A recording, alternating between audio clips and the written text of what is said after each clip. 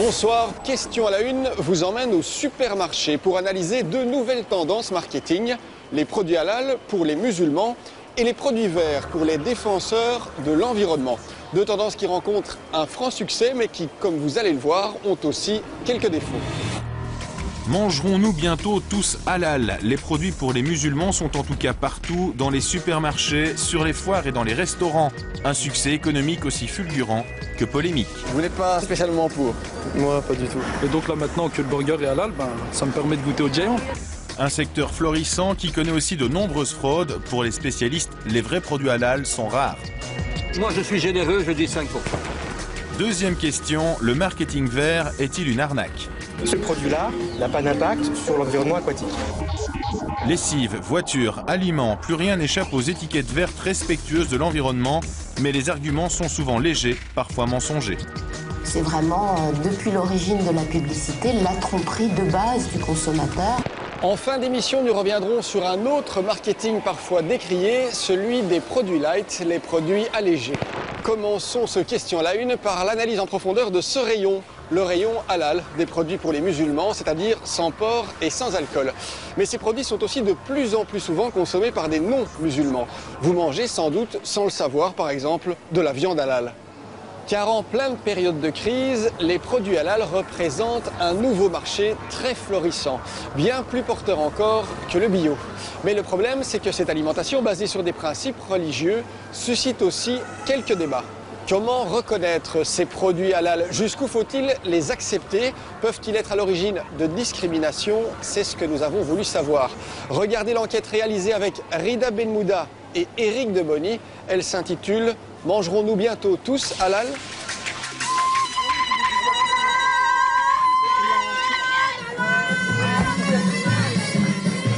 Sophie et Saïd se sont dit oui à Blény, près de Liège. Un mariage a priori comme les autres. Sauf qu'ici, réception musulmane oblige, on sert un apéritif très particulier. Délicieux. Un champagne halal. J'ai de goûter sans faire exprès de l'alcool et ça a le même goût pour moi. Mes beaux-frères sont là, mes belles-sœurs aussi, ils sont musulmans, ils en boivent, on a goûté et on est séduits. C'est pas parce qu'on boit pas d'alcool qu'on ne s'amuse pas en fait. Voilà. Vous auriez en principe peu de problèmes de gens sous ce soir, c'est un avantage aussi. On a 200 bob quoi, voilà.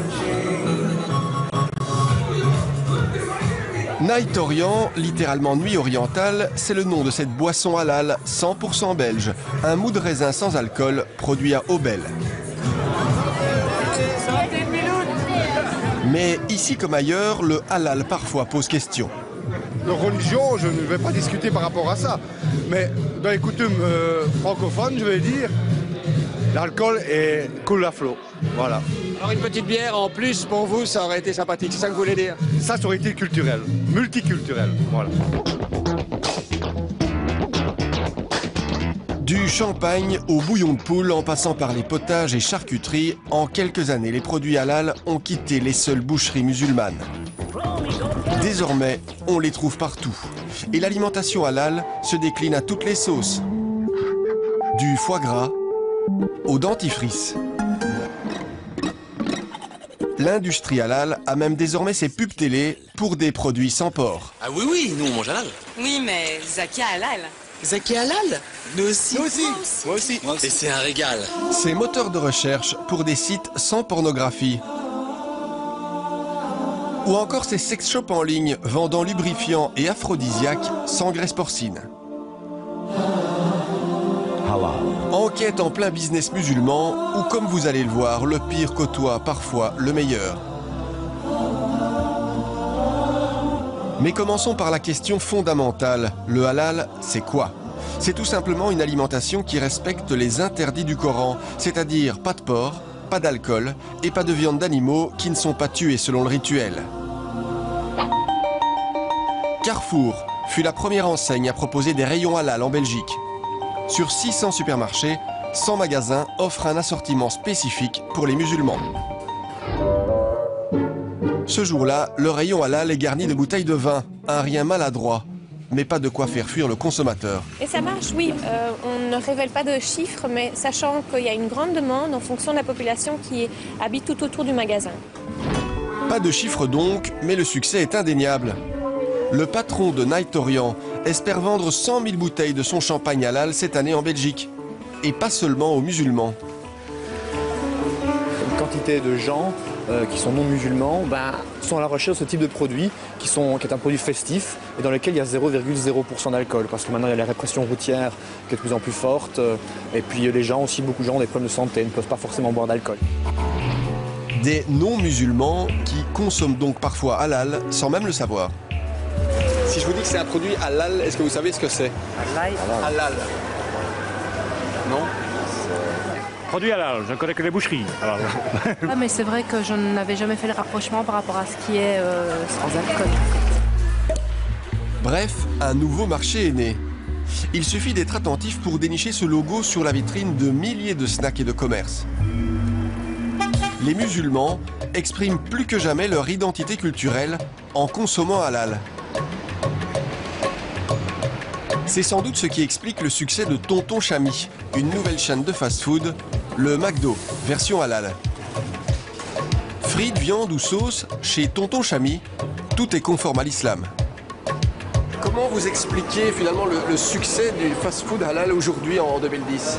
Déjà par la fait de la demande, c'est-à-dire que les musulmans qui voulaient l'église du halal étaient contraints, en tout cas dans le secteur à nous qui est le fast-food, à prendre du fish. La concurrence n'offrait pas du poisson, n'offrait pas du halal. Donc il y avait une lacune et puis notre génération est beaucoup plus importante. Nos parents sont arrivés dans les années 60, on était peut-être 100 000, maintenant on est près de 800 000 musulmans en Belgique, ce qui est deux choses différentes. Après Bruxelles, Tonton Chami espère s'implanter dans plusieurs grandes villes belges, car le business halal affiche une croissance presque impertinente. En 2010, on estime que le marché mondial des produits halal pèse 500 milliards d'euros. C'est 12% des échanges agroalimentaires internationaux. En France, il représente déjà le double du marché bio. Et selon certaines estimations, le commerce halal couvrira 1/5 des échanges mondiaux d'ici 10 ans.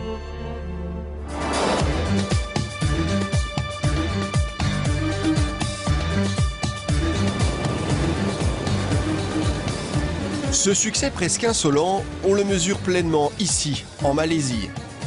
Depuis quelques années, cette monarchie musulmane mise énormément sur ce marché. À un point tel que la Malaisie est en quelque sorte devenue la Mecque du halal pour les industriels du monde entier. Depuis 2004, Kuala Lumpur a aussi son pèlerinage, le MIHAS, le Salon mondial de l'alimentation halal. 6 halls d'exposition, 600 exposants, de la frite bien de chez nous à la boisson énergisante polonaise, en passant par les bières sans alcool iraniennes, les industriels proposent tout à la mode halal. Parmi les produits phares de ce salon 2010, on trouve la gamme entière du géant Nestlé, conforme au Coran. Nestlé possède environ 60 usines halal dans le monde. Le tapis de prière de voyage avec boussole incorporée. Et ça vous donne la direction de la Mecque. La machine relaxante pour les pieds à 2 700 $. Bien sûr que c'est une machine halal. Elle n'est pas interdite. Les parfums sans alcool made in France. C'est non seulement sans alcool, mais c'est aussi un parfum qui ne contient pas de produits d'origine animale. Au MIHAS, vous trouverez aussi les machines de conditionnement halal, la logistique halal du port de Marseille ou encore les produits financiers islamiques. Mais la vedette du salon 2010, pour les organisateurs, c'est un produit 100% belge. Halal champagne, yes. Et ce salon ratisse très large. Potentiellement, tout ici peut devenir halal. Je suis allé récemment au Pakistan et vous savez qu'ils m'ont appris que les crayons doivent être halal. Car pour introduire la mine dans le bois, il faut utiliser un lubrifiant. Or, il est souvent à base de porc. Eux, ils utilisent autre chose. Car parfois, on met un crayon en bouche. Vous voyez ? La Belgique est ici très représentée, car pour l'agence wallonne à l'exportation, la WEX, ce marché représente un potentiel insoupçonné. Et le marché du halal est un marché extrêmement important.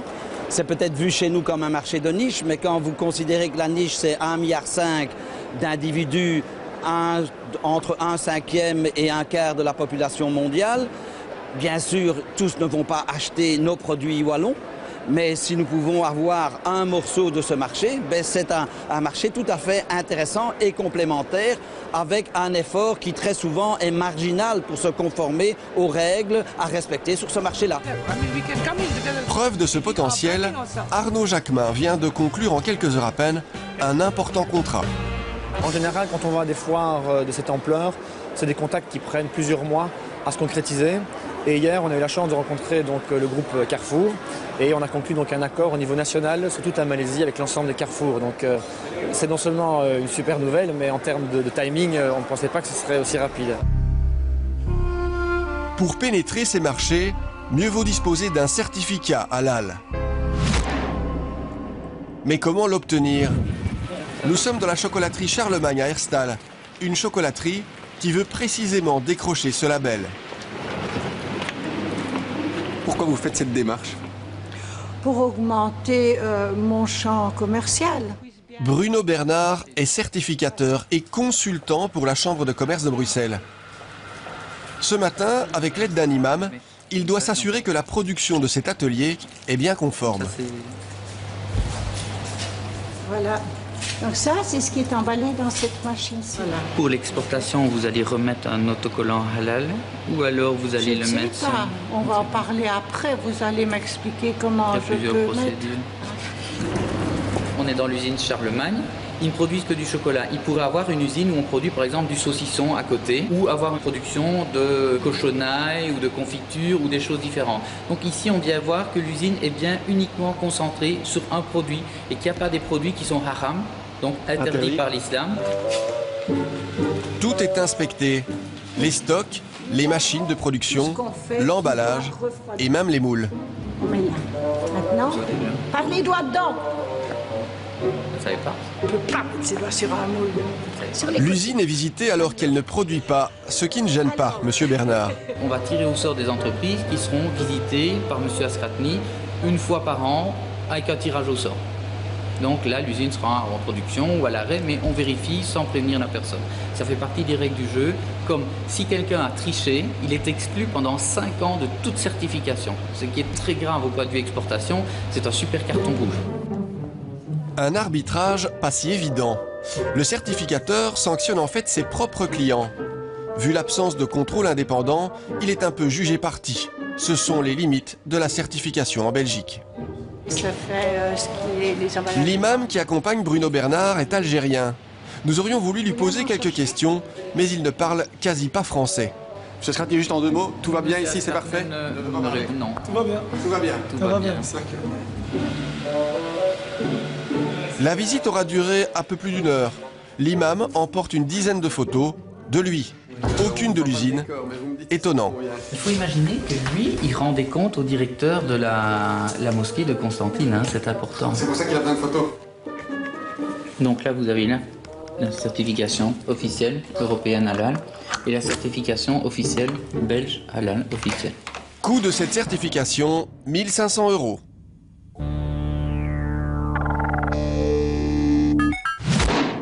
Mais peut-on se fier au certificat? Certains de ces labels sont très sérieux, d'autres le sont nettement moins. Car le problème, c'est que n'importe qui ou presque peut s'improviser certificateur. Les vrais contrôles indépendants n'existent pas, du coup, la communauté musulmane est plutôt sceptique face à ces logos. Plusieurs trucs, c'est marqué halal, mais je crois pas qu'ils sont halal. Il n'y a pas de halal ici, Bano. Non? Il n'y a pas de halal. Apparemment, il y a beaucoup de snacks qui mettent halal et quand tu vois l'hamburger, il est tout blanc. De la vraie viande de porc. Salami, c'est des halal ça? Je vous demande. Tu ouvres un salami, tu vas voir ce que tu vas trouver dedans à l'intérieur. On place quand même notre confiance entre la main des gens et de voir qu'ils nous mentent comme ça, c'est assez dommage. Alors qu'est-ce qui est vraiment halal? Pour le savoir, nous rencontrons Karim Gernhardt, membre de la Fédération des certificateurs de Belgique. Son label Eurohalal est notamment présent dans la grande distribution. Pour ce musulman converti, le vrai halal chez nous, c'est exceptionnel. À force de voir et de visiter des choses, je m'aperçois qu'en Belgique, il y a très peu de produits vraiment conformes. Vous dites quoi? 5%? Moi, je suis généreux, je dis 5%. En caméra cachée, Karim Gernhardt nous fait visiter quelques snacks. Selon lui, la situation y est anarchique. Je me présente, je m'appelle Karim Gernart. Je m'occupe d'une société de certification de produits halal. Premier problème, les établissements prétendument halal qui vendent de l'alcool. Votre nourriture est halal, mais votre restaurant n'est pas halal. Si vous vendez de la bière, il n'est pas halal. Ça vous dérange pas? Autre souci, il est très difficile d'obtenir la preuve que la viande provient bien d'animaux abattus rituellement.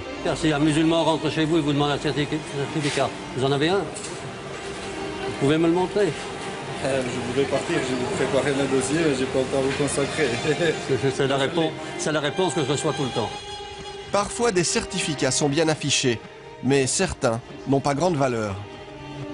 Ah, maintenant, il vient de l'étranger. Du Brésil. Quelle valeur est-ce que ça peut avoir? On sait qu'il y a de la viande qui quitte le Brésil, qui n'est pas halal, elle arrive au port d'Anvers, elle est halal. Dans cet établissement, le patron avoue que les certificats s'obtiennent facilement pour quelques euros, à distance, sans visite ni contrôle. N'importe personne achète ça avec 50 €. Vous achetez ça 50 €? Jamais. Non, j'ai jamais acheté ça. Non, mais vous voulez dire qu'on peut l'acheter, c'est ça? Oui. En gros, une personne l'achète et fait ça comme ça. Et ça veut rien dire? Mais non, ça veut rien dire. dire. Pour moi, non, ça veut rien dire. Ça, c'est rien. Non? Pourquoi c'est pas un bon certificat, ça? Mais non. Il n'y a jamais eu de contrôle. C'est ça. D'où vient ce certificat? Il ne sait pas lui-même.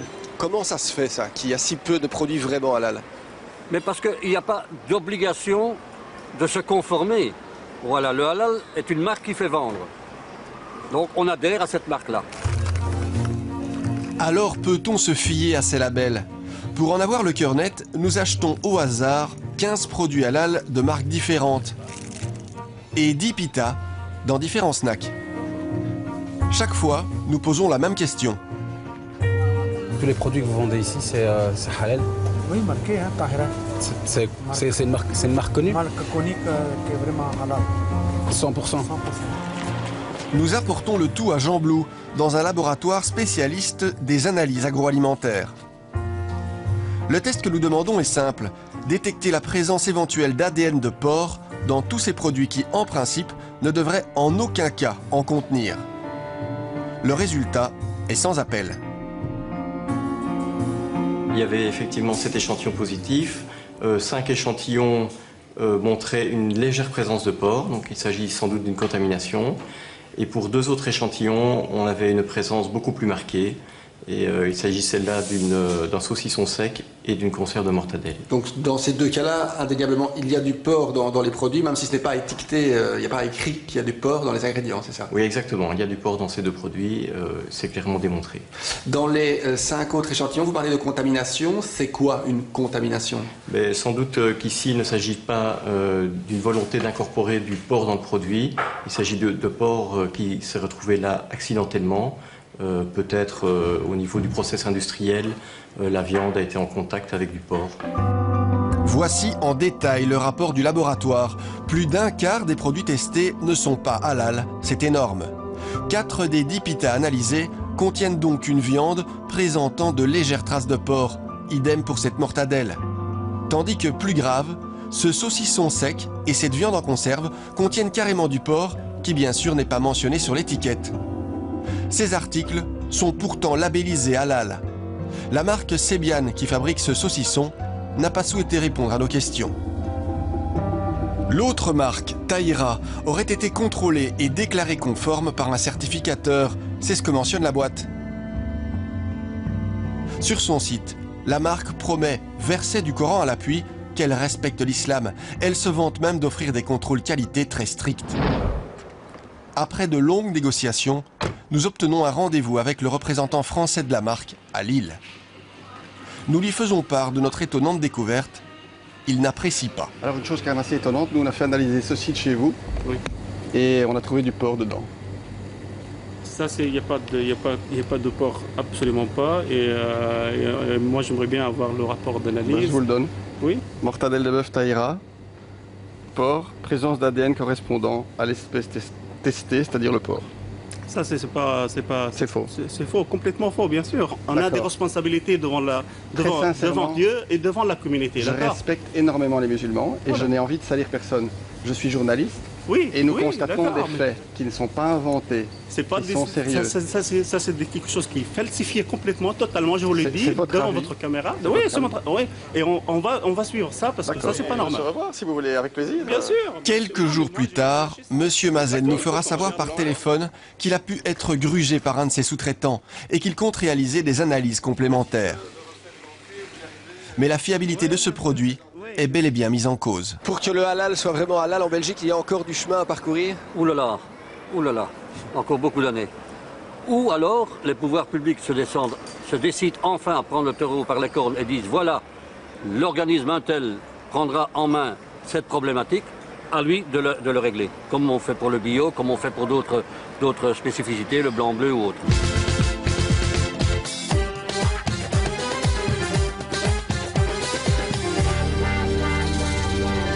En Malaisie, ce sont les pouvoirs publics qui délivrent et contrôlent ces certificats. Objectif, réduire les fraudes. Développer des labels sérieux et fiables, c'est l'un des thèmes abordés au World Halal Forum, une gigantesque conférence annuelle à Kuala Lumpur. Nous y rencontrons Saïd Ismail, une sorte de ministre du halal. Ici, on ne plaisante pas avec la certification. Dans notre code du commerce, nous avons introduit une règle qui prévoit des sanctions pour ceux qui essayent de tricher, de frauder avec la certification halal. Je peux vous dire que ce sont des peines sévères. Quel genre de peine? Des peines de prison. Réputé sérieux, le certificat malaisien jouit d'une excellente image. Il est une sorte de référence dans le monde entier. Et en Malaisie, l'alimentation halal est d'ailleurs présentée comme un véritable standard de production. Halal, among others. Food which is halal and tayyib, which mean lawful and wholesome, also shares market values with trends such as natural, organic, healthy, environmentally friendly, fair trade and non-cruelty to animals. En Malaisie, l'État a même créé des halal parks, c'est-à-dire des zones industrielles totalement dédiées aux produits halal. Des Belges s'y sont installés. Oléon produit des huiles pour l'industrie agroalimentaire, pour la boulangerie notamment. Voilà tous nos certificats. Nous en avons un par produit, pour chaque marque que nous produisons.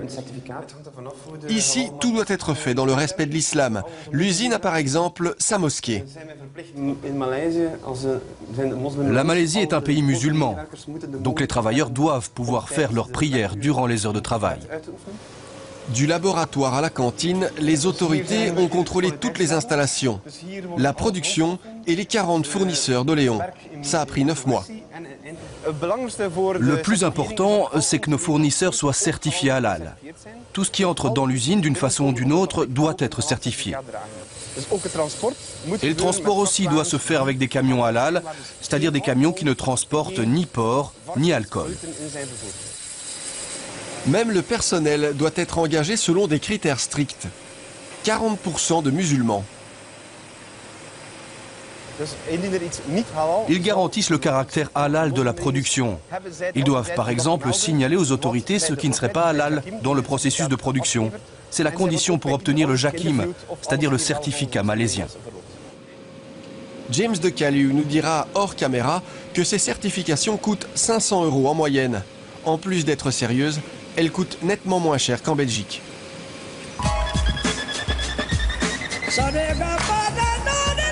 Bref, on l'a compris, en Malaisie, le halal, c'est un peu une religion en soi. Pourtant, les non-musulmans y trouvent sans problème porc et alcool, notamment dans les nombreux restaurants chinois.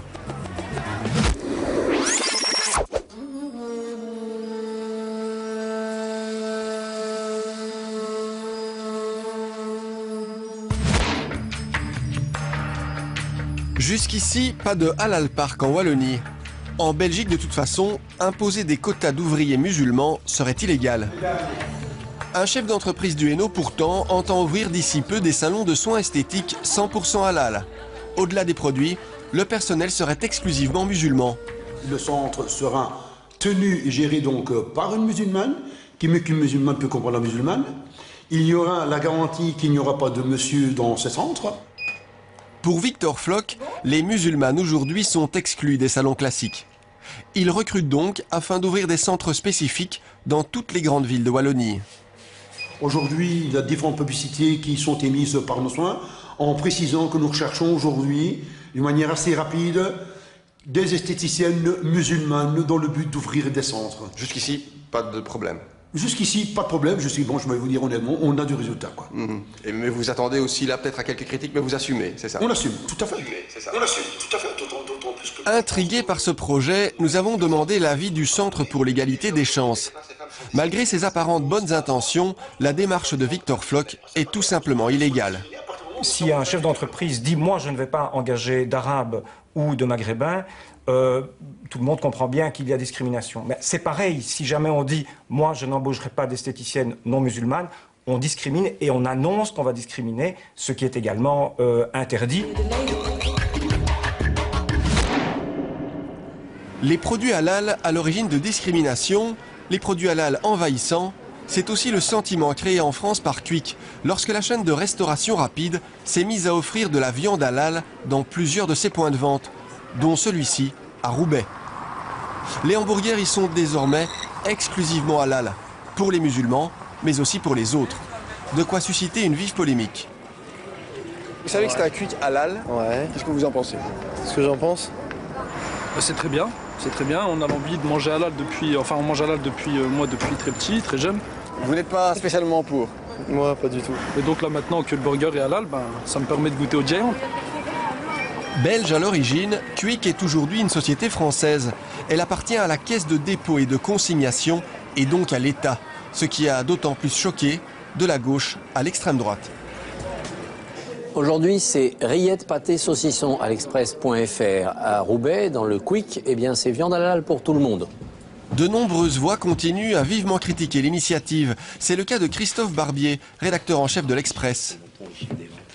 Qu'il y ait des menus halal, de la viande halal disponible dans des restaurants qui offrent toute une gamme de produits. Certes, qu'il y ait parfois des restaurants spécialisés, identifiés comme étant des restaurants communautaires ou religieux, pourquoi pas. Mais que dans un restaurant qui appartient à une chaîne généraliste, censée s'adresser à toutes les populations dans tous les coins de France, il y ait une sorte d'exclusivité halal pour que le non-musulman soit obligé de manger halal ou pour que le musulman qui veut venir avec des non-musulmans ne puisse pas inviter ses amis sans leur imposer du halal, ça c'était choquant.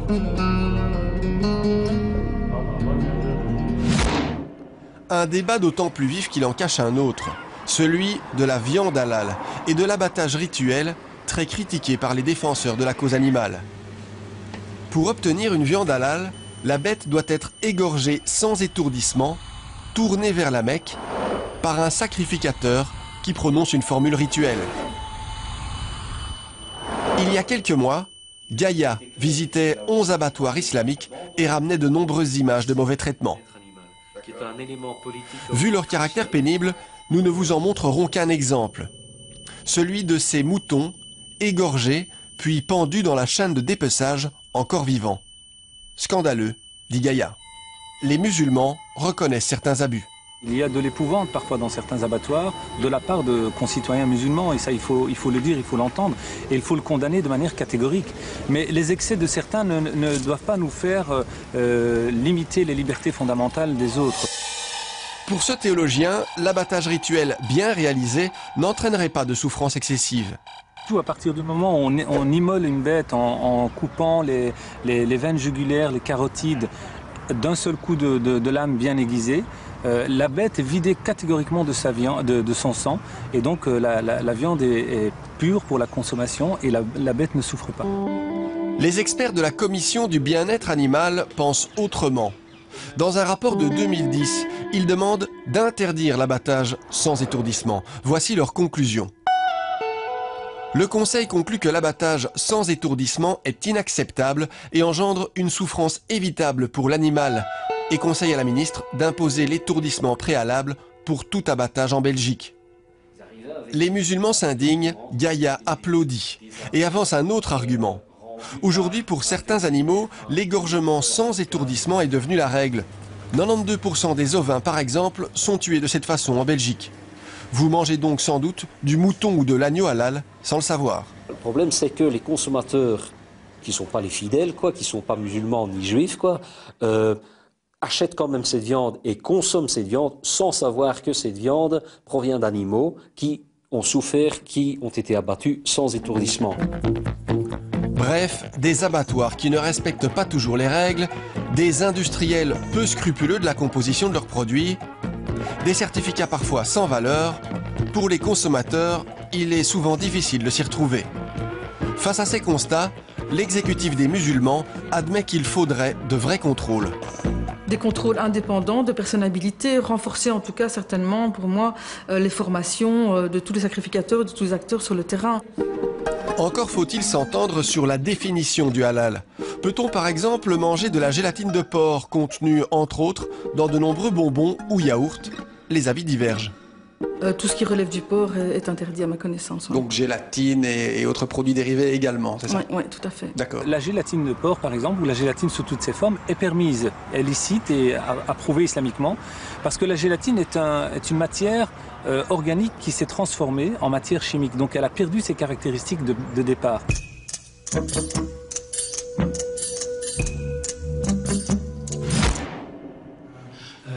Mais même si la notion de halal est floue, l'économie, elle, explose littéralement. La WEX organise d'ailleurs régulièrement des journées d'infos pour les nouveaux investisseurs. Ce soir, ils sont 50 au rendez-vous. Le halal Nouvel Eldorado, les entrepreneurs confirment. De quoi est composé le produit?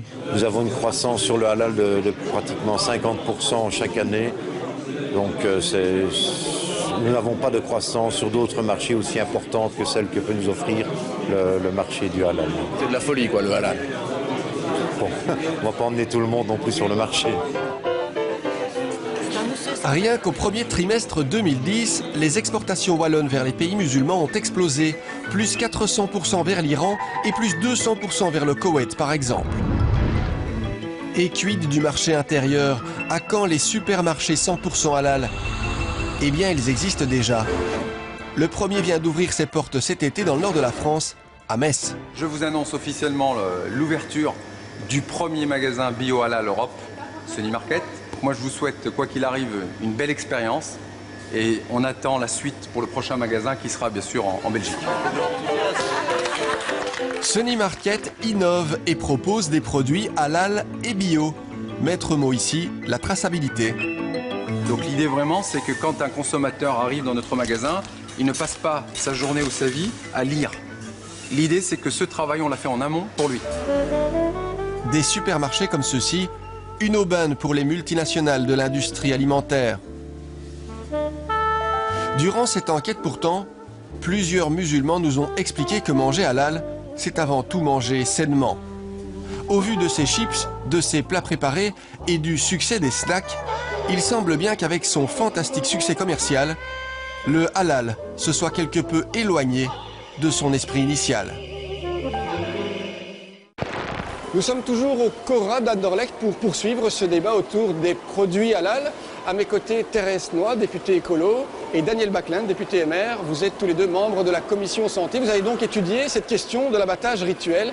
Alors Thérèse Noy, d'abord, est-ce qu'il faut continuer à accepter cette exception de l'étourdissement dans ce cas-là? Donc nous avons attendu à la commission santé l'avis du Conseil du bien-être animal.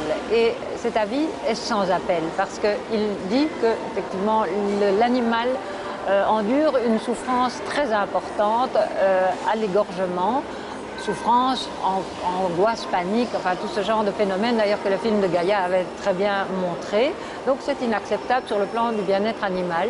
Maintenant, ça ne veut pas dire qu'on est opposé à l'abattage rituel, mais on pense qu'il peut être respecté tout en étourdissant l'animal, par exemple par électronarcose, ce qui est accepté dans d'autres pays de l'Union européenne. Et donc, maintenant, je pense qu'il faut supprimer cette dérogation dans la mesure où, en plus, on en abuse largement, dans la mesure où la viande qui est abattue comme cela est destinée à un marché beaucoup plus large qu'à la communauté musulmane. M. Backlund, vous partagez cet avis? Je pense qu'effectivement, la loi actuelle prévoit une dérogation et cette dérogation est devenue la règle.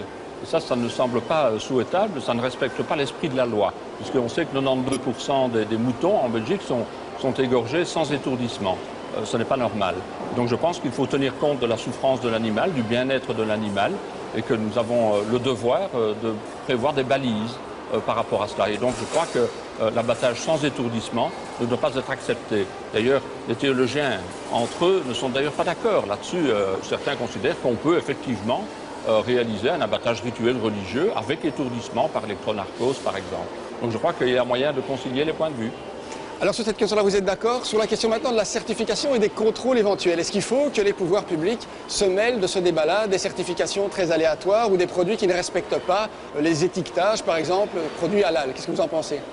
Mais actuellement, donc, la certification se développe pour des raisons vraiment très commerciales. Ça constitue un marché. C'est un marché dans les pays musulmans qui est très important, qui exporte des produits vers chez nous, mais c'est aussi un marché pour notre exportation, pour nos produits. Et donc, il semble que l'AWEX, par exemple, cautionne une certification halal pour les produits belges à l'exportation. La Chambre de commerce de Bruxelles, en tout cas, oui, elle cautionne les certifications. Et l'Agence wallonne pour les exportations. Et donc, voilà, c'est une stratégie commerciale. Je ne pense pas que l'État doit s'en mêler, sauf s'il y a tromperie sur la marchandise. Dans ce cas-là, il y a infraction à la loi sur les pratiques du commerce. Et dans ce cas-là, effectivement, il doit y avoir sanction de la part du ministère des Affaires économiques qui doit protéger le consommateur contre des allégations fausses. Donc un saucisson prétendument au bœuf dans lequel on trouve du porc, ça pose quand même question. Mais alors il faut qu'il y ait plainte et dans ce cas le SPF économie peut intervenir ou alors il y a infraction au code pénal et donc là il y a moyen d'aller en justice. Je reconnais qu'actuellement le consommateur est insuffisamment protégé par rapport à ce genre de tromperie et donc là il y a à réfléchir sur les façons de protéger mieux le consommateur. Mais ça c'est de façon générale et pas par rapport à la certification halal ou à l'ensemble des allégations fausses que effectivement on peut trouver dans le commerce. Monsieur Bacquin, votre avis là-dessus, est-ce qu'il faut se mêler de ce débat-là? Sûrement pas, de manière très radicale. Je ne pense pas que ce soit le rôle des pouvoirs publics de certifier le caractère halal d'un produit. Sur quelle base le ferait-il d'ailleurs? Il ne s'agit pas de critères objectifs et rationnels, il s'agit de pratiques et de comportements. Et donc les pouvoirs publics n'ont pas à se mêler de cela. Que les entreprises, les mosquées, les musulmans entre eux organisent les filières halal, ça c'est la liberté du commerce et je n'y vois pas de problème particulier. Mais ce n'est en tout cas pas le rôle des pouvoirs publics de certifier quoi que ce soit en la matière. Par contre, il y a effectivement une loi de protection des consommateurs qui fait qu'on ne peut pas faire de publicité mensongère. Donc prétendre qu'un produit ne contient pas de porc alors qu'il en contient, c'est effectivement une entorse à la loi sur la protection des consommateurs. Alors dernière chose, on a vu dans le reportage les cuics halal en France, on n'en a pas encore en Belgique, mais il se pourrait que ça arrive prochainement ou qu'au-delà de ça, on aille jusqu'à, pourquoi pas, arriver avec du halal, de la viande halal, des produits halal dans les écoles, dans les cantines scolaires. Votre avis, est-ce que là, il faut que les pouvoirs publics disent « stop, on va trop loin » ? Tout ce qui est initiative privée se développe en fonction d'une demande et pour autant qu'on respecte les valeurs de santé, les principes de santé publique et le respect des lois sur le commerce, je n'ai pas d'objection. On verra bien si ça marche ou pas. Par contre, effectivement, aller jusqu'à exiger des repas scolaires halal, ça demande réflexion. Je pense que dans les écoles libres, là de nouveau, c'est une question relative à chaque établissement. Dans les écoles publiques, je pense qu'il faut tenir compte des sensibilités. Par exemple, trouver une alternative au porc dans les repas. Mais je ne pense pas qu'il faut aller trop loin. Et je suis pour une intégration maximale. Et que le Coran dit d'ailleurs que les musulmans peuvent manger la nourriture des chrétiens et sans qu'il y ait faute par rapport aux préceptes. Et les règles du Coran, il ne faut pas oublier qu'elles étaient fixées avec tout à fait une grande pertinence à une époque où effectivement il n'y avait pas de réfrigération et dans un pays chaud et avec des ressources limitées. Mais le Coran dit aussi grand respect de l'animal et de la vie, et ça, il faut quand même toujours respecter aussi. Daniel Bacquin, votre avis? Peut-être plus précisément sur les écoles, par exemple? Non, je suis plutôt opposé à l'organisation de cantines scolaires spécifiques, différenciées, parce que l'école, c'est un lieu de partage, c'est un lieu de vivre ensemble, Je pense qu'on doit rassembler les élèves plutôt que de les diviser et de ne pas introduire des clivages de type communautariste au sein même de l'école. Et donc, en plus, l'organisation pratique n'est pas du tout réaliste. Une cantine halal, une cantine cachère, une cantine végétarienne, une cantine bio, où s'arrêter? Et donc, je ne pense pas que ce soit réaliste. Chacun doit, me semble-t-il, profiter des services qui sont offerts à l'école. Les cantines sont facultatives. Le jour où les parents informés du menu considèrent que ce menu ne convient pas à leur enfant, ils peuvent donner à l'enfant une boîte pique-nique ou conseiller à l'enfant de rentrer manger à la maison. Donc je pense qu'il n'y a aucune obligation, ni même aucun élément favorable à l'instauration de cantines scolaires différenciées qui divisent les élèves au lieu de les rassembler. Daniel Baclen, intéressant, merci beaucoup. Vous venez de le voir, les produits halal sont de plus en plus souvent présents aux côtés des produits bio. Le bio qui d'ailleurs lui aussi a largement inspiré les industriels. Ils sont de plus en plus nombreux à proposer des paquets de lessive ou encore de jambon 100% naturel, respectueux de l'environnement, à grand renfort de publicité. Le problème, c'est que, tout comme dans le cas des produits halal, ces labels prétendument respectueux de l'environnement ne sont pas contrôlés. Du coup, la signification de leur slogan est très aléatoire. Pire, dans certains cas, elle peut même être carrément mensongère. Alors, le marketing vert est-il une arnaque? C'est une enquête de Benoît Rayot de San Lazaro. Vous l'avez sans doute remarqué, le vert est la couleur à la mode dans les supermarchés. Dans les rayons, on trouve toutes sortes de produits qui se prétendent écolos. Des crayons Écolution, du papier de toilette écologique, un déodorant 100% naturel, même le panda, symbole d'une grande association écologiste, se retrouve au milieu des chaussettes et des détergents. Pierre Trix est le directeur du développement durable pour un grand groupe de supermarchés. Il nous montre avec fierté tous ces produits écologiques, par exemple ces liquides vaisselle qui prétendent protéger les rivières. Ce produit-là n'a pas d'impact sur l'environnement aquatique. Et il est biodégradable. On a un petit plus produit où l'intérieur même de la couette, le garnissage, est issu du recyclage de bouteilles plastiques. Ce produit utilise des solvants moins dangereux pour l'homme et plus respectueux dans son ensemble. Aujourd'hui, l'écologie, ça fait vendre. Alors les marques rivalisent d'imagination pour trouver le petit plus vert. Mettre un beau logo vert pour nous faire croire qu'un produit protège la planète, c'est du greenwashing, ou en français, le matraquage du mot vert pour vendre des produits qui ne le sont pas toujours. Avec des mots qui sonnent écolo, des petites fleurs partout et des paquets tout verts, les marques nous embrouillent. Même les produits les plus polluants deviennent éco-compatibles. Retournons dans les rayons d'un supermarché, mais cette fois accompagnée de Marie-France Corr. Elle a été responsable pendant 17 ans du test des produits pour une association de consommateurs.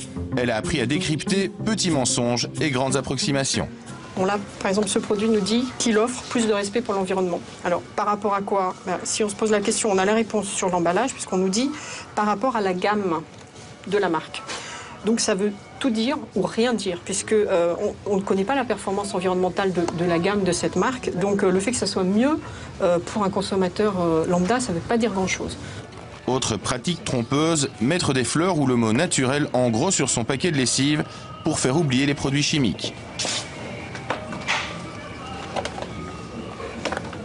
Alors, ce produit attire l'attention parce qu'on a des illustrations qui évoquent la nature. Donc on peut avoir l'impression que ces produits sont à base uniquement d'ingrédients naturels. Bon, ce n'est pas le cas en l'occurrence. On voit qu'on a des azurants optiques, par exemple, là, qui sont ce qui permet de donner l'impression que le linge blanc est très blanc, qui sont donc des produits persistants, assez persistants dans la nature. On a des parfums qui sont des parfums de synthèse, et puis on a bien sûr des tensioactifs qui ne sont pas d'origine naturelle. Le dernier cas le plus sensible, c'est carrément l'utilisation du terme écologique pour qualifier son détergent. Une pratique étonnamment répandue sur les rayons. Cette marque de lessive, par exemple, utilise le mot écologique 2 fois sur l'emballage. On peut y lire encore végétal et biodégradable sur un paquet tout vert. Pour le consommateur, tant d'arguments, c'est forcément la promesse d'une lessive qui n'a plus le moindre impact sur l'environnement. Mais quand on lit la notice écrite en tout petit, on se rend compte que c'est loin d'être le cas. Cette marque annonce tout de suite la couleur, puisqu'on a un petit chevalet sur le produit où il est indiqué qu'il est efficace et écologique, même à froid. optiques. On a des phosphonates et on a des azurants optiques. Les phosphonates posent des problèmes qui sont comparables à ceux des phosphates, bien qu'un peu différents. Donc malgré en fait la présence de ces composants-là, on peut très bien déclarer que le produit est écologique. Donc ça veut dire qu'en fait, là, l'industriel n'est pas assez sévère avec lui-même puisqu'il s'autorise cette mention alors qu'il y a des ingrédients qu'on va trouver dans des tas d'autres produits. Et puis, ce qu'il faut voir aussi, c'est que les clients qui achètent ces produits s'imaginent que du coup, il n'y a que des ingrédients naturels. Bon, parce qu'on voit là 100% végétal, mais il s'agit de tensioactifs uniquement. Or, on a quand même des conservateurs qui sont des allergènes, par exemple. Dans cette lessive écologique, on trouve donc, entre autres produits chimiques, des phosphonates, le cousin des fameux phosphates qui peuvent entraîner la pollution des rivières. Ce problème a fait bondir les concurrents, mais aussi les associations de protection de l'environnement. D'autant plus que la lessive n'a pas lésiné sur les moyens médiatiques. Dans une pub TV, elle donne même des leçons d'écologie. Le chat éco-efficacité, au tensioactif d'origine végétale et 100% biodégradable. Efficace même en eau froide. Nouveau le chat éco-efficacité. Quand l'écologie est aussi efficace, on peut tous s'y mettre. Comment, avec ces ingrédients chimiques, une lessive a-t-elle pu se qualifier d'écologique et même en faire une pub? Ce mot n'est-il pas protégé par la loi? Plusieurs concurrents de cette lessive ont lancé une avocate sur ce dossier. Et de surcroît, on va jouer sur un certain nombre de sigles. Alors, surtout celui-là, qui est une espèce de petite fleur. Cette publicité nous donne une leçon. L'écologie, c'est le moment d'en parler moins et d'en faire plus. Donc là, il y a vraiment un degré absolu de cynisme. Il suffit de reprendre la composition du produit. On voit tout de suite qu'il y a des phosphonates. Et ne serait-ce que la présence de phosphonates oblitère toute possibilité de parler d'écologie. Cette avocate veut faire corriger cette campagne et faire enlever le mot écologique. C'est une marque, le terme déceptif le résume bien, qui va décevoir, qui invoque des qualités sur un produit qui ne sont pas du tout réelles, donc qui va apporter une déception au consommateur. C'est vraiment, depuis l'origine de la publicité, la tromperie de base du consommateur. Le responsable de la campagne publicitaire, lui, ne voit pas où est le problème. Il estime que le fabricant de la lessive a fait des progrès considérables par rapport à ses autres lessives. Et d'ailleurs, ce produit se vend très bien. Notre démarche sur cette gamme, le chat éco-efficacité, est extrêmement complète et elle prend encore une fois vraiment l'impact environnemental à toutes les étapes du cycle de vie. Donc le consommateur qui va se dire moi je veux le meilleur de l'efficacité avec une prise en considération forte du respect de l'environnement, peut-être qu'il va venir sur notre gamme le chat. Et c'est ce qui s'est passé. Hein. Juste pour vous donner un chiffre, on a développé le segment de la lessive verte en 2009 de 45% grâce à notre arrivée. En jouant sur la définition du mot écologique, on peut imposer son produit comme une référence de la protection de l'environnement. Les gens de la publicité ont bien compris que certains mots font vendre, des mots magiques qu'ils utilisent à tort et à travers.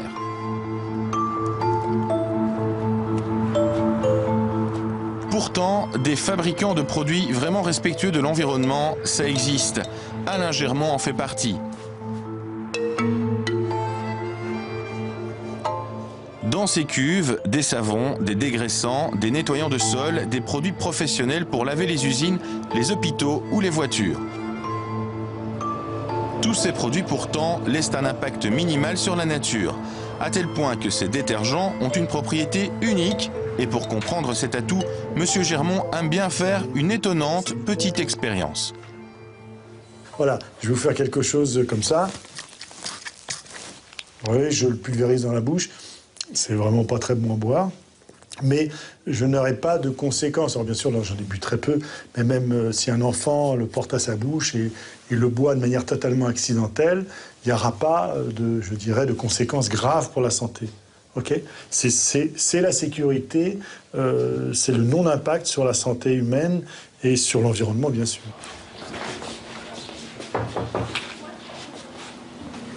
Stéphane, bonjour. Bonjour Alain. C'est Stéphane Auberger, le scientifique maison, qui a réalisé la prouesse de fabriquer des détergents 100% à base naturelle.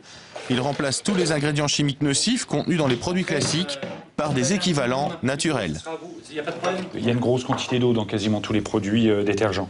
Donc là, ce qu'on va faire, c'est rajouter des tensioactifs qui permettent de décrasser et de suspendre la saleté dans le liquide.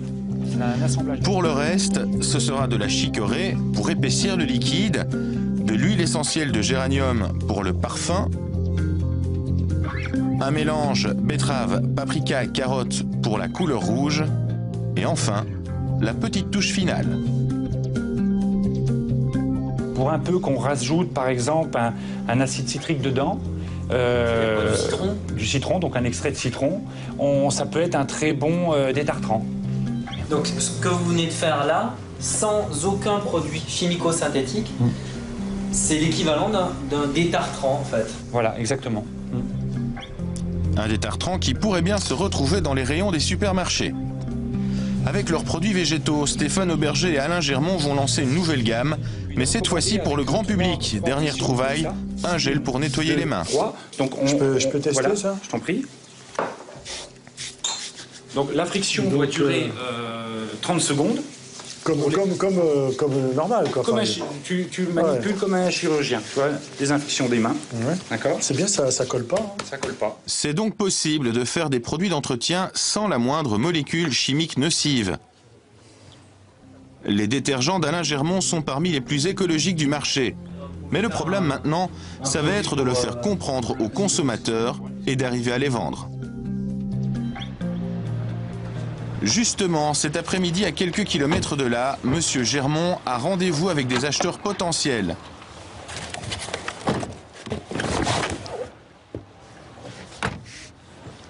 Il va tenter de convaincre une grande chaîne de supermarchés qui cherche un fournisseur en détergent vert. Alain Germont, je leur prie rentrer. Bonjour messieurs.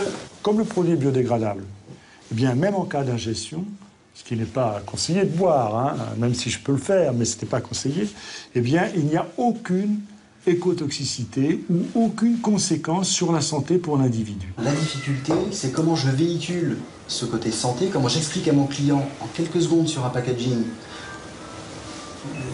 ce qu'est ce produit. La grande différence, c'est que vos commerciaux ont expliqué à vos clients professionnels quelles étaient les caractéristiques du produit. Nous, notre client, c'est 7 secondes. Je vous disais 10 secondes tout à l'heure. Oui. Il est devant un rayon. Ça diminue. Non, si vous passez de 10 à 7 puis à 3, ça ne va pas être possible.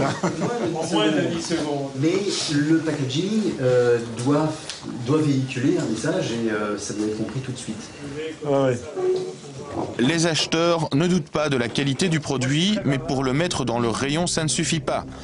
Monsieur Germont va devoir trouver le bon emballage et surtout le bon slogan écolo. S'il faut être percutant, c'est que dans les rayons, il y a déjà beaucoup de concurrents. Des concurrents qui dépensent des millions en communication pour vanter les vertus écologiques de leurs produits.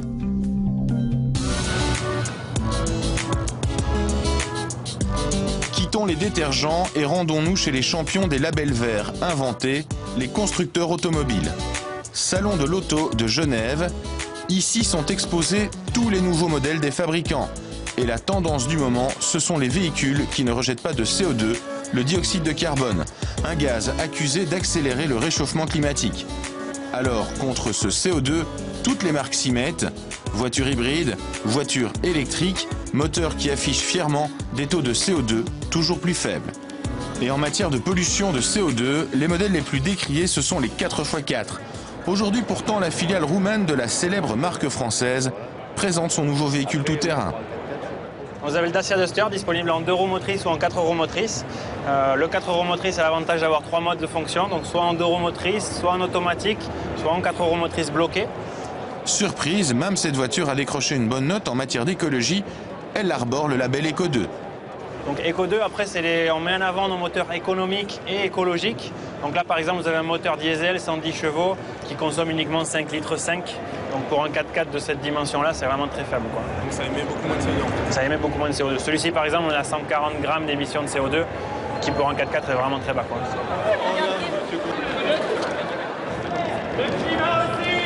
Tout à coup, des cris se font entendre. Vive les 4x4 ! À bas l'écologie ! Vive les 4x4 ! 4. Oui au cynisme industriel. Ces activistes viennent dénoncer ce qu'ils considèrent comme un faux 4x4 écologique. Avant l'écologie. Allez messieurs. Faites comme nous. Achetez Dacia. Achetez Dacia. Messieurs, revenons. Non, mais on moi... doit sortir, monsieur. Ne me poussez pas, je pourrais tomber. Ça serait dommage pour vous. Oui, c'est pour ça en plus. Vous pourriez vous faire mal, mais faites gaffe. Ouais. Monsieur, s'il vous plaît, on va pas faire les cons pendant 2h30. Non, mais ne tenez pas comme ça. Vous sortez maintenant, là. Ne tenez pas comme ça. Et nous, on a inventé des lunettes vertes, comme ça, tu vois le monde en vert, t'as l'impression que tout est écolo et c'est magique. C'est un peu le principe de ce salon de l'automobile. Au début, on nous ment et puis après, on s'habitue. Malgré cet incident, le chef du stand Dacia, lui, garde son calme. Vous voyez une belle manifestation sur les 4x4. Je comprends tout à fait qu'on soit contre les 4x4 parce que c'est clair qu'à la base, c'est des véhicules plus lourds et qui polluent beaucoup plus puisqu'on a besoin de moteurs plus puissants. Par contre, chez Dacia, comme on vient de vous le dire, c'est quand même le contraire de ça. On a un véhicule très léger, 1 tonne 250, c'est le poids d'une Mégane, même pas.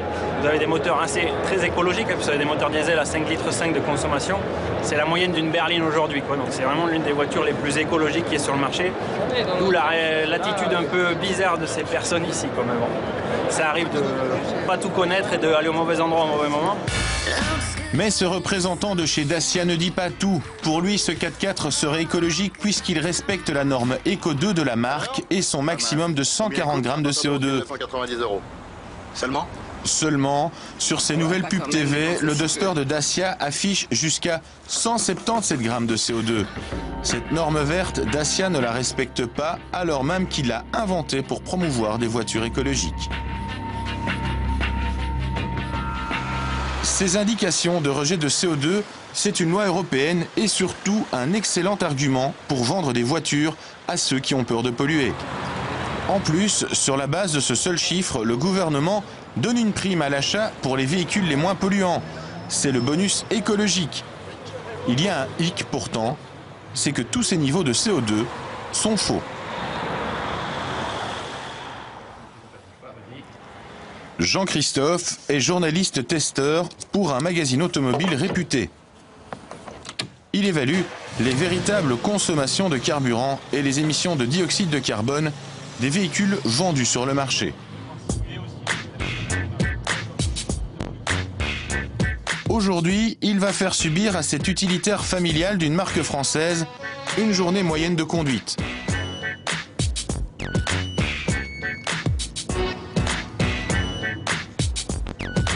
C'est justement ce que les fabricants d'automobiles ne font jamais avec leur test officiel de CO2.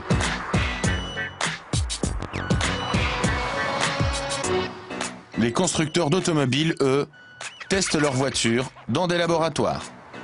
Pour les homologations, les laboratoires n'utilisent pas un cycle de conduite qui est normalisé, quoi. C'est généralement des conditions un peu trop optimales, quoi. Des conditions optimum et qui sont loin de la réalité et des embouteillages qu'on peut faire tous les jours, de la manière de conduire de chacun. Ces constatations de terrain, Jean-Christophe va les comparer avec les performances annoncées sur les publicités. Ce véhicule, par exemple, promet 155 grammes de CO2. Ça y est, on a les chiffres? Ouais, les consommations sont alignées. Donc pour la consommation route, j'obtiens 8,40 litres de moyenne. Okay. Pour la consommation autoroute, 11,9 litres. Et pour la consommation ville, on est à 10,80 litres. D'accord. C'est une moyenne de 10,10 litres. 10 litres 10, d'accord.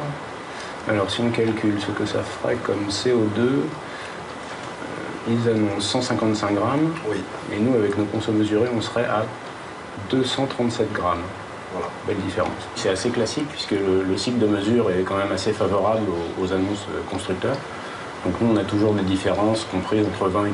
On est toujours évidemment au-dessus. Donc c'est un test qui se fait en laboratoire sur des bancs à rouleau, sans climatisation et sur un cycle de conduite en fait assez simple. Ces 20 à 40% d'écart se retrouvent sur tous les modèles que Christophe a testés, toutes marques confondues. C'est donc l'intégralité du parc automobile qui rejette un peu plus de CO2 que ce que les publicités nous annoncent. Et ça, ce sont des journalistes automobiles qui nous le disent. Mais il y a un autre souci avec la communication des constructeurs autour du CO2, c'est qu'elle néglige d'autres sources de pollution beaucoup plus graves. C'est une étude réalisée par l'Automobile Magazine qui l'a révélé à partir de données statistiques récoltées en Angleterre et en Allemagne. Les voitures qui rejettent le moins de CO2, les petits diesels, sont en fait les plus nocifs pour la santé. Il faut d'abord savoir que le CO2 n'est pas un polluant, c'est un gaz à effet de serre. C'est absolument pas dangereux pour l'homme. Chacun d'entre nous en rejette 1 kg par jour en respirant. Un diesel qui émet peu de CO2, c'est souvent un diesel qui n'a pas de filtre à particules, qui est de petite cylindrée, qui n'est pas cher. Et dans ces cas-là, il émet beaucoup de gaz polluants, notamment des oxydes d'azote, qui sont irritants pour les voies respiratoires, et des particules qui sont extrêmement mauvais pour nos poumons. Donc si on regarde ça de plus près, on se rend compte que les voitures qui bénéficient du plus gros bonus, donc les petites diesels, sont souvent celles qui émettent le plus de polluants.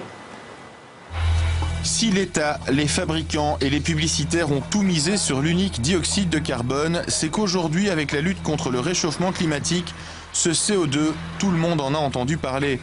Tout le monde craint son rôle. Alors, c'est un repère facile pour dire qu'on est sensible à l'environnement. Dans beaucoup de secteurs, le CO2 c'est devenu l'enjeu écologique à la mode, la cause pour laquelle il faut s'engager et communiquer, même là où on ne s'y attend pas forcément. Frédéric Mugnot a 23 ans. Depuis 1 an, il a créé sa marque de chaussures. Il a réussi à se faire une place de choix sur les rayons en un temps record. Et ce n'est pas seulement grâce au design de ses baskets Bobo Chic. Donc voici Fago. Fago, c'est une petite marque de tennis simple et tendance qu'on a créée avec un copain il y a 11 mois et que vous pouvez retrouver dans pas mal de boutiques à Paris. Ça reste des matériaux naturels, mais pas bio. Fago, c'est un joli nom pour une marque, mais ce n'est pas de la poésie. En chinois, Fago veut dire français. Car comme la plupart des marques aujourd'hui, Frédéric produit ses baskets en Asie. C'est moins cher. Mais pour se différencier, lui a tout misé sur la fibre verte. Le logo de sa marque est d'ailleurs un symbole écolo par excellence. Le logo, on a pas mal cherché et comme tout jeune projet d'entrepreneur, finalement, il est sorti un soir comme ça avec 4 coups de crayon et voilà, et on s'est dit pourquoi pas un arbre, ouais. Pourquoi pas représenter l'action qu'on mène via notre logo. L'action en faveur de l'environnement, c'est donc de planter des arbres qui doivent compenser ou effacer la pollution émise pendant toute la production de la chaussure. Ainsi, cette basket ne serait pas mauvaise pour l'environnement.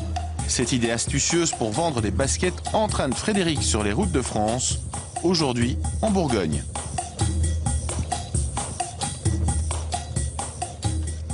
Avant tout, je vous donne les petits panneaux pour nos prochains projets. Voilà. Très bien, très bien. Bon, c'est génial. Je vais les mettre tout de suite par là. Voilà, donc en fait, les arbres Fago, c'est ça au début. Et voici donc la fameuse forêt plantée grâce aux baskets. 500 petits troncs comme celui-ci qui sont censés capter du dioxyde de carbone dans leurs petites branches avec leurs petites feuilles.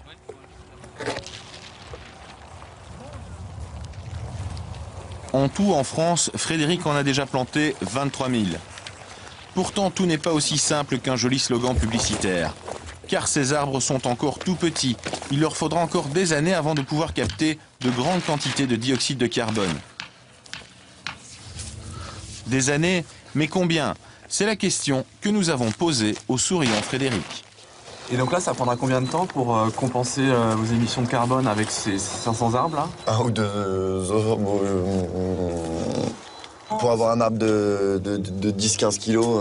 C'est 10 ans? C'est combien de temps pour compenser des émissions de carbone d'un producteur de chaussures à l'international? Au niveau de la durée, à mon avis, c'est peut-être quand même plus de 10 ans. Peut-être, ouais. Je sais pas. Plus de 10 ans? Ouais, environ 10 ans, oui. Environ 10 ans. En fait, Frédéric et son pépiniériste se trompent. À cause de la lenteur de croissance de ces arbres, ce n'est pas 10 ans qui sont nécessaires pour compenser la pollution produite par chaque paire de baskets. Pour emmagasiner suffisamment de CO2, ces arbres auront besoin de 60 ans. Et pour les spécialistes, ces arbres plantés un peu partout, ça sert surtout à s'acheter une conscience verte. Mais pour la pollution, ça ne change pas grand-chose. Même les défenseurs de la forêt le disent, planter un arbre, ce n'est pas toujours la bonne solution.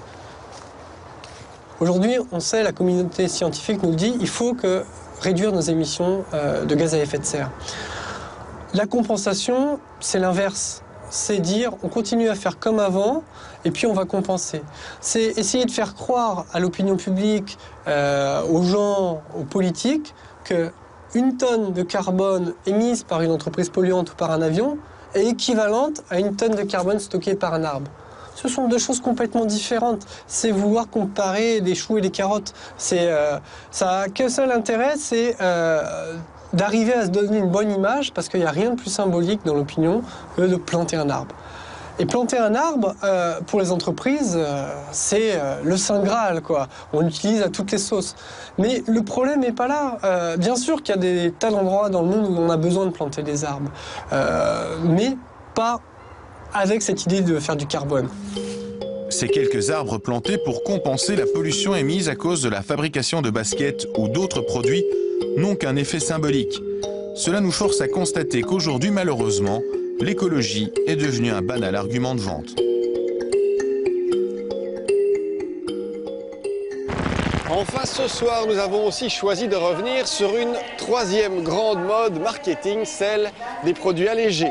Les sodas, les yaourts ou encore les biscuits, les produits light, qui ont littéralement envahi nos magasins depuis 20 ans. Pourtant, comme vous allez le voir dans cette enquête, de nombreux scientifiques mettent en doute les vertus diététiques des produits light. Alors qu'y a-t-il vraiment dans ces produits allégés? Sont-ils réellement efficaces? Vous avez été nombreux à nous demander de revoir ce document de Nicolas Daniel. Voici quelle est la face cachée du light.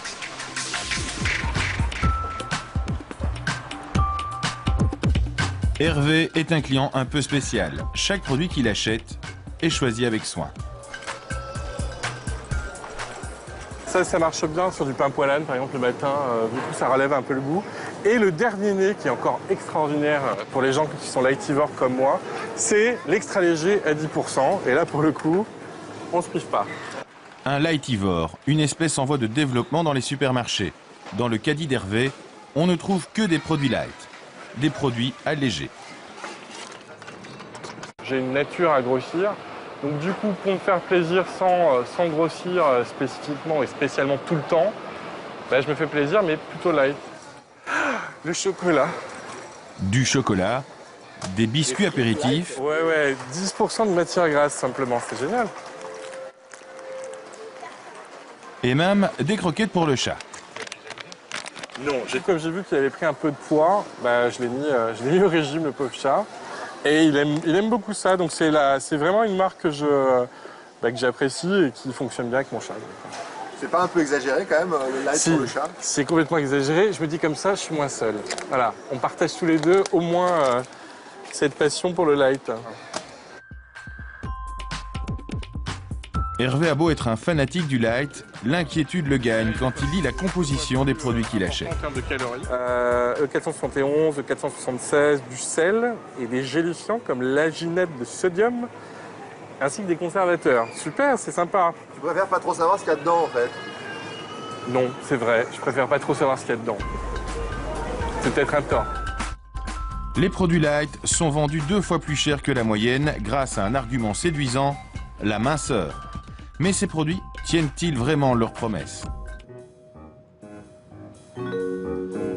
Dans cet institut français de formation réputé, ces futurs techniciens de l'agroalimentaire apprennent comment fabriquer de bons produits allégés. Mais si je vous demande comme ça, alléger un produit, ça veut dire quoi? C'est-à-dire retirer la matière grasse, ou on peut aussi enlever les sucres, faire des produits allégés en sucre ou en matière grasse. Voilà, la réflexion elle est là. Un produit allégé, c'est-à-dire produit dans lequel on a retiré un élément par rapport au produit standard. Je vous amène ici en théorie, c'est facile, mais en pratique, c'est plus compliqué que prévu. C'est ce que va montrer le professeur avec ces 2 yaourts. Je vous invite à aller regarder et à me dire votre commentaire. Quelles sont les différences que vous observez? Le premier est au lait entier et le second au lait écrémé, c'est-à-dire sans gras. On sent que le yaourt au lait entier, il est plus lourd, enfin il est plus consistant. Plus épais, plus texturé épais. en fait. Texturé, plus épais. Alors que le yaourt au lait écrémé, lui, est plus comment vous pourriez le caractériser? Plus liquide. Ouais. Plus liquide, plus fluide, fluant. Ouais. Il manque de texture, de cohésion dans le produit. Oui. Un des grands sujets lorsqu'on veut alléger un produit, c'est comment garder les mêmes textures et les mêmes propriétés. Car aujourd'hui, le consommateur, Il est d'accord de manger des produits avec moins de matière grasse, mais il veut avoir le même plaisir. Donc il va avoir des produits qui ont la même texture, la même onctuosité. Le problème ici, c'est cette eau qui surnage à la surface du yaourt écrémé. Pour rendre sa texture au produit, il va falloir ajouter une autre substance. Et pour trouver des solutions par rapport à ça, il va falloir s'intéresser à des ingrédients, des composants, qui peuvent fixer de l'eau tout en apportant cette onctuosité. Dans cette usine de Vilvoorde, qui appartient à un des plus grands groupes chimiques européens, on fabrique un des additifs les plus utilisés dans les produits light, le E441, plus couramment appelé gélatine. Le responsable commercial n'est pas peu fier de nous montrer tout ce que l'on peut fabriquer avec son produit miracle. Alors je vais vous montrer quelques exemples des principales applications de la gélatine. On a vraiment le secteur alimentaire qui est l'application la plus importante au niveau mondial. Alors vous avez ici tous les produits gélifiés. Autre secteur. Le premier marché pour lui, ce sont les bonbons. Mais on trouve aussi la gélatine dans des produits pharmaceutiques, des pellicules photo et même des shampoings. Dites-moi, il y en a vraiment partout de produits finalement. Ben, ce serait pas mal qu'il y en ait partout. Mais pour ça, il faut produire toujours plus. L'usine tourne donc à plein régime. Et cette fameuse gélatine, la voici, qui sort tout au bout de la chaîne. Ce sont ces spaghettis qui collent aux doigts. Ça c'est la fameuse gélatine. Ça c'est la gélatine. Il faut à peu près 3 à 4 jours pour arriver jusqu'ici. De la préparation de la matière première jusqu'à le séchoir ici. 3 ou 4 jours de transformation dans les entrailles de cette usine où ces cuves immenses remplies d'acide et d'eau bouillante font régner une moiteur tropicale. Et au milieu de cette atmosphère étouffante, un détail frappe le visiteur et pénètre jusque dans les locaux les plus protégés de l'usine. C'est pourquoi ça? Ah, c'est les odeurs. Elles sont mauvaises les usines? Ça dépend, ça dépend. Une odeur âcre, d'acide et de graisse brûlée qui flotte sur tout le site jusqu'à l'extérieur de l'usine. Et la raison de cette odeur, la voici. C'est la matière première avec laquelle on fabrique la gélatine.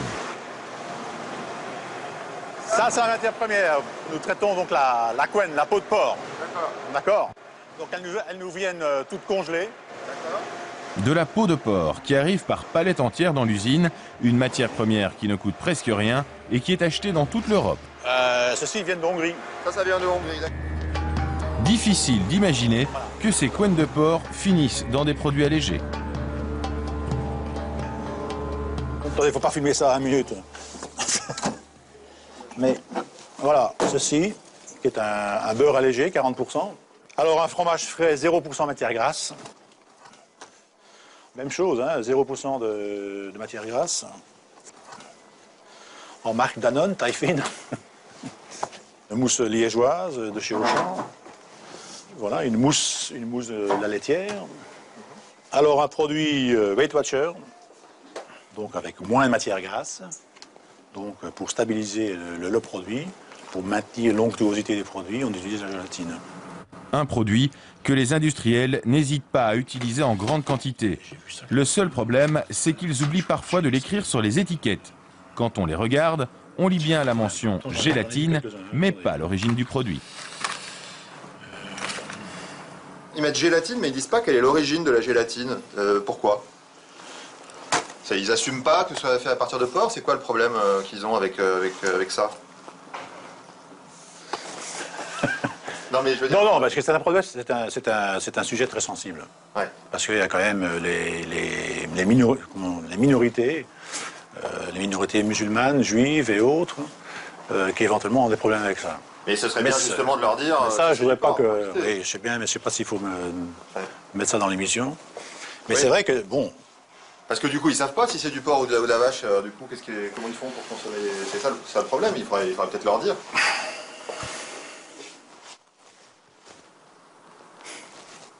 Une question qui dérange et à laquelle aucune marque de l'agroalimentaire n'a souhaité répondre, malgré nos nombreuses sollicitations.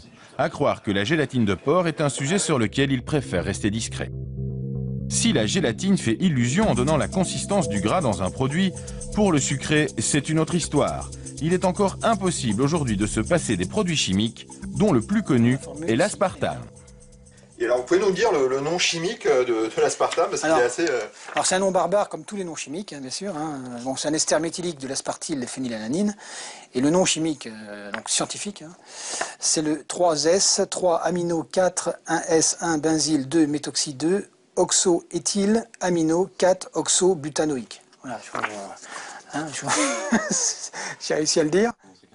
Bref, un produit tout ce qu'il y a de plus artificiel, inventé par hasard il y a 40 ans dans les laboratoires d'un géant américain de la chimie, qui a tout de suite flairé le potentiel commercial de sa nouvelle molécule.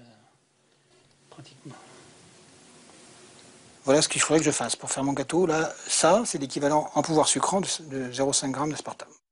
L'intérêt de l'aspartame, le voici. On en met 200 fois moins que le sucre pour le même résultat. Mais ce produit, vous ne pouvez pas l'acheter. Donc on ne trouve pas ça dans le commerce? Ah non. C'est que pour les industriels, ça? Tout à fait. C'est même pas autorisé à vendre dans le commerce. Hein, ça. Donc ça, c'est pour les industriels. C'est un produit industriel, bien sûr. Bienvenue chez le leader mondial de la vente de soda. Nous avons réussi à nous faire inviter dans un lieu où les caméras de télévision ne sont généralement pas admises. Cette usine tourne 24 heures sur 24 à un rythme de production effréné où l'on produit 36 000 bouteilles par heure. Pour étancher la soif des nombreux inconditionnels de cette boisson, ce sont près de 50 bouteilles qui sortent de l'usine à chaque seconde. Et lorsqu'un journaliste pénètre dans une usine de cette multinationale, le comité d'accueil se met en ordre de marche. L'endroit qu'il protège se trouve au fond de l'usine, ça s'appelle la siroperie. L'entrée nous en est formellement interdite. Donc en fait ici, tu as le concentré qui est à la base de tous nos produits, mais ici c'est la partie que chez Coca-Cola, on ne vous montrera pas, c'est le grand secret de fabrication et un petit peu le succès de la maison. Dans ces bidons, l'un des secrets de fabrication les mieux gardés au monde, le concentré chimique avec lequel on produit le best-seller de soda. C'est fabriqué ailleurs, quelque part. Et personne ne sait où c'est fabriqué? Quelques-uns savent. Moi-même, je ne le sais pas, je ne pourrais pas vous le dire. Ah d'accord. Le concentré est mélangé avec de l'eau dans ces grandes cuves pour fabriquer le fameux breuvage. Et quand le breuvage est light, c'est tout bénéfice. Pour s'en apercevoir, il suffit de sortir de l'usine. Juste derrière, il y a 2 immenses silos de sucre de 240 tonnes qu'il faut remplir plusieurs fois par semaine. Un coût de plusieurs centimes par litre qui est divisé par 20 lorsqu'on remplace le sucre par de l'aspartame. Et pour justifier les marges des produits light, la responsable nutrition a un argument imparable, la santé. Si je prends du produit allégé, est-ce que je vais mincir Alors en fait, les boissons light ne font pas maigrir, mais par contre, comme elles apportent pas de sucre et pas de calories, elles peuvent aider à diminuer la quantité totale de calories que l'on va manger sur la journée. Donc elles peuvent être une vraie aide pour les personnes qui veulent réduire leurs apports caloriques et qui veulent perdre du poids. Des boissons qui aident à perdre du poids grâce à l'aspartame, c'est ce que nous promettent les multinationales. Mais tout le monde n'est pas convaincu par cet argument, car cette molécule miracle commence à avoir ses détracteurs. Nous nous sommes rendus au réputé très sérieux entretien Bichat, un rendez-vous annuel dans le monde de la médecine. Ce jour-là, justement, une conférence est organisée sur les boissons light et les produits édulcorants. Assez rapidement, une certaine France Belle-Île monte sur l'estrade pour vanter les mérites de l'aspartame. Il peut y avoir un certain bénéfice dans le suivi d'un régime à long terme de conseiller aux patients, de permettre aux patients d'avoir recours à des produits édulcorés. Juste après, une autre spécialiste, Dominique Parent-Massin, attaque violemment les chercheurs qui osent émettre des doutes sur les qualités de l'aspartame. L'expert isolé, il ne peut pas avoir tous les éléments. Il va émettre un avis personnel, souvent polémique, et parfois il sera en conflit d'intérêts idéologiques. C'est présenter aux consommateurs et aux praticiens que vous êtes une image partiale, incomplète et biaisée du sujet. Des propos qui prêtent à sourire quand on sait que France Belle-Île, la première intervenante et consultante rémunérée par la multinationale de soda que nous avons visitée. Quant à Dominique Parent-Massin, elle est membre du comité scientifique d'un des leaders mondiaux de l'aspartame. Une double casquette dont ces deux chercheuses n'ont pas parlé à leur auditoire. Il faut dire que l'auditoire n'est pas très attentif, puisque sur le programme, il était inscrit que la conférence était organisée par la fameuse multinationale. Vous savez qui organise la conférence aujourd'hui? De la conférence, celle-là, là? Non, non, pas du tout. Pas du tout. Vous ne savez pas qui organise? J'ai regardé le sujet, mais pas les conférenciers. Il y a aussi des optimistes qui pensent que l'organisateur ne change rien à la qualité des intervenants. Ah non, non, mais là, j'ai pas de doute que les intervenants ne sont pas, eux, liés à Coca-Cola. Eux, ils diront scientifiquement ce qu'il y a à dire. C'est pas... Non, c'est ça la règle du jeu, sinon, effectivement, ça pourrait pas fonctionner. Pourtant, quand les journalistes font leur métier et posent les bonnes questions, les deux chercheuses de tout à l'heure montrent que leur indépendance est limitée et surtout que les groupes pour qui elles travaillent ne supportent pas la contradiction. Ils disent qu'ils réagissent, qu'ils font des migraines quand ils consomment de l'aspartame.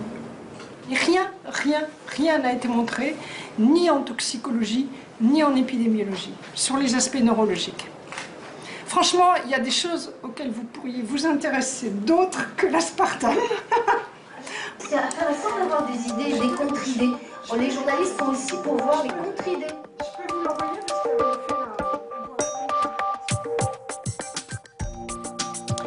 Des chercheurs qui ont publié des études contradictoires sur l'aspartame, il y en a pourtant un certain nombre. L'un d'entre eux travaille ici, en Irlande, à la Queen's University de Belfast. Il s'agit du professeur Catherine Appleton, une spécialiste du comportement alimentaire. Depuis 1998, elle a publié plusieurs études de référence sur le sujet. Et ce matin, elle se rend au parc, accompagnée de ses 3 cobayes. Son but, mener une expérience sur les boissons light.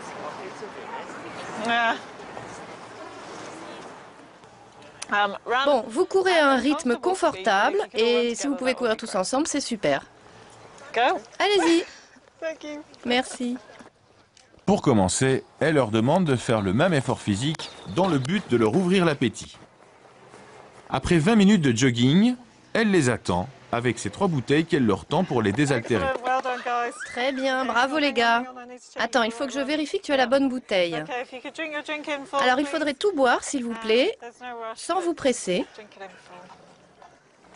Ils ont chacun une boisson différente, mais aucun ne sait laquelle. L'un d'eux boit de l'eau, l'autre du soda, et le troisième, Barry, avec la chemise à carreaux, un soda allégé. Puis, il retourne à l'université et patiente encore quelques minutes, pendant lesquelles Catherine Appleton, la chercheuse, se transforme en cuisinière.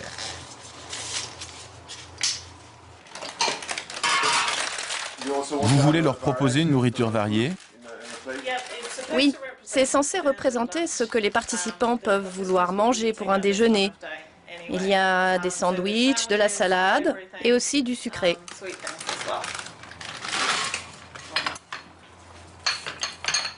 Sur ces plateaux, chaque assiette est minutieusement pesée, car le but de Catherine, c'est de mesurer le nombre de calories que chacun de ses cobayes va consommer ce jour-là. Voilà, mange autant que tu voudras et arrête-toi quand tu n'as plus faim. Pour ne pas être influencés les uns par les autres, les cobayes sont séparés par des parois. Aujourd'hui, c'est Barry qui a bu une boisson light. La semaine précédente, c'était Paul. Et celle d'avant, c'était Rory. Au bout de 3 semaines, chacun s'est donc prêté à cette expérience en ayant bu les 3 différents breuvages. En notant ce qu'ils ont mangé, Catherine va donc pouvoir comparer l'influence de ces 3 boissons sur l'appétit de chacun.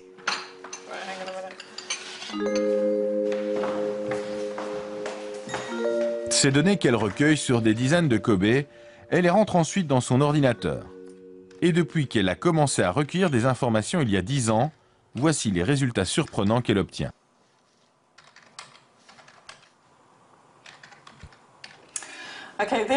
Alors voici les résultats de l'étude. Nous avons comparé les effets des 3 boissons, l'eau, la boisson sucrée et la boisson light. On s'aperçoit qu'avec la boisson allégée, on mange plus qu'avec les deux autres, que ce soit le soda normal ou l'eau. Et on s'aperçoit aussi que la différence est d'environ 150 calories par repas, ce qui est tout de même assez important.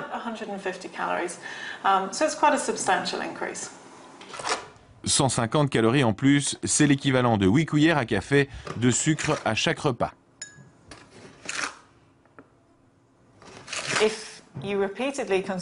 Si vous consommez un soda allégé avant chaque repas, on peut donc s'attendre à ce que vous mangiez plus, ce qui ne va pas dans le sens d'une perte de poids. C'est le contraire de ce que l'industrie veut nous dire. Mais c'est une vraie information? Oui. Et c'est génial de pouvoir la faire partager. Il faut que les gens sachent. Ils ne sont pas assez nombreux à connaître ces effets. Et Catherine Appleton ne s'est pas contentée d'enregistrer ces résultats inattendus. Elle est également capable de les expliquer. Ce que nous pensons, c'est que dans un environnement naturel, le goût sucré et les calories vont toujours ensemble. Et donc, quand un goût sucré arrive dans votre bouche, votre corps met en marche toutes sortes de mécanismes pour se préparer à l'arrivée des calories. Quand vous buvez une boisson allégée, vous avez le goût sucré, mais pas les calories correspondantes. Et donc votre corps se met à vous réclamer des calories. Et au bout du compte, vous finissez par manger plus pour compenser. Vous voulez dire que même un soda normal est mieux qu'un soda léger? Oui, aucun doute. Difficile pour nous de trancher dans ce débat d'experts. Mais les travaux de Catherine Appleton et de nombreux autres chercheurs n'ont pas été mentionnés devant les médecins français.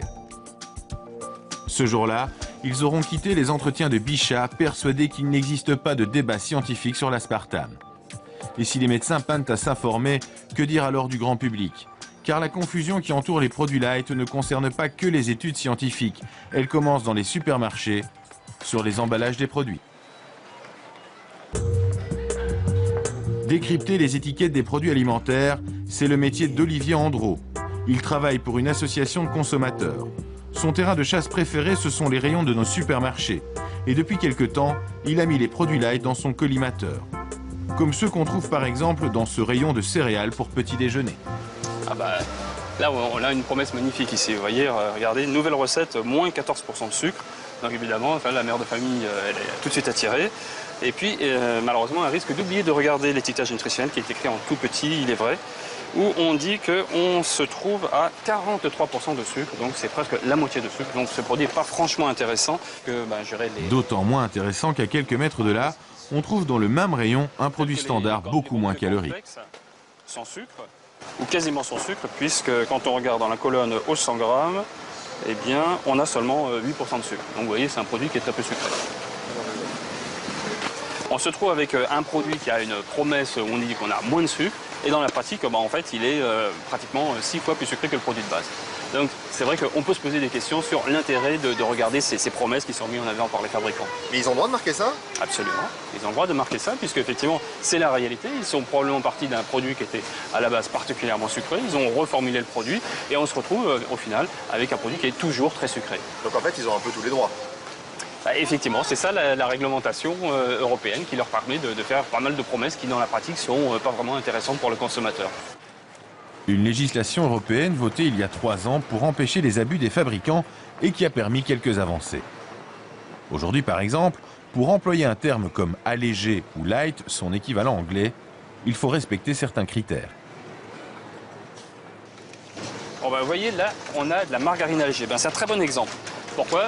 Qu'est-ce que ça veut dire allégé? Eh bien, ça veut dire que dans ce cas-là, il y a 30% de matière grasse en moins par rapport aux produits standards. Ça, c'est un terme qui est protégé par la législation. Voilà, c'est complètement encadré par la réglementation.